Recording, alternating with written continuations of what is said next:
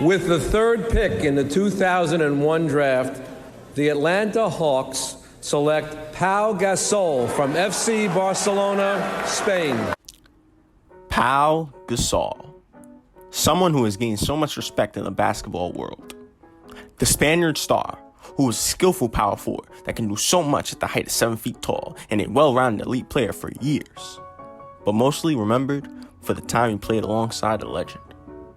However, there's a lot more to the legacy of Pau Gasol. So much more that he has earned a right to have a case to be on the NBA's top 75 list. If you know about Pau Gasol, you probably know him for his days on the Los Angeles Lakers. But before that, he was the best player on the Memphis Grizzlies.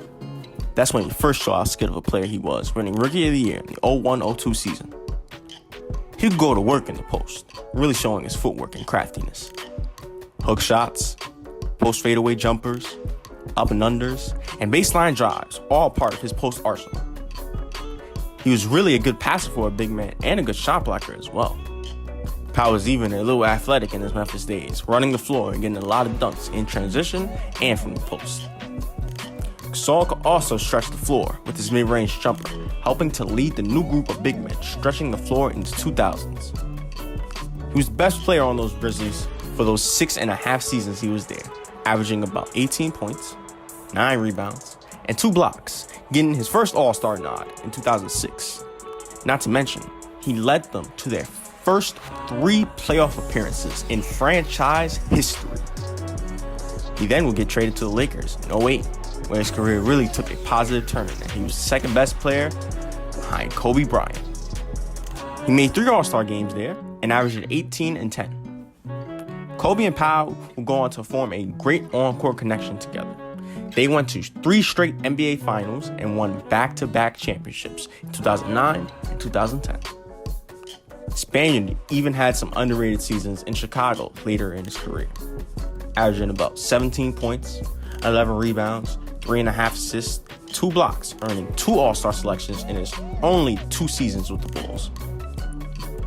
What possibly pushed voters away from voting in Gasol was the label that he wasn't a superstar in the league, and that he was overshadowed by his peers at the power forward position. Guys like Dirk, Kevin Garnett, and Tim Duncan. However, Pau was right behind them and could compete at a high level just like those guys.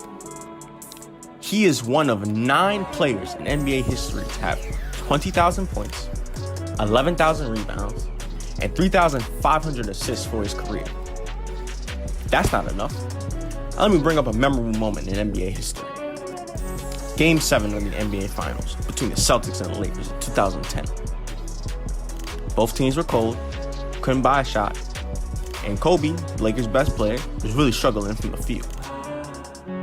Pau Gasol, going up against Kevin Garnett, was the best player in that game and was their most reliable guy in that fourth quarter, scoring 9 points and 6 rebounds.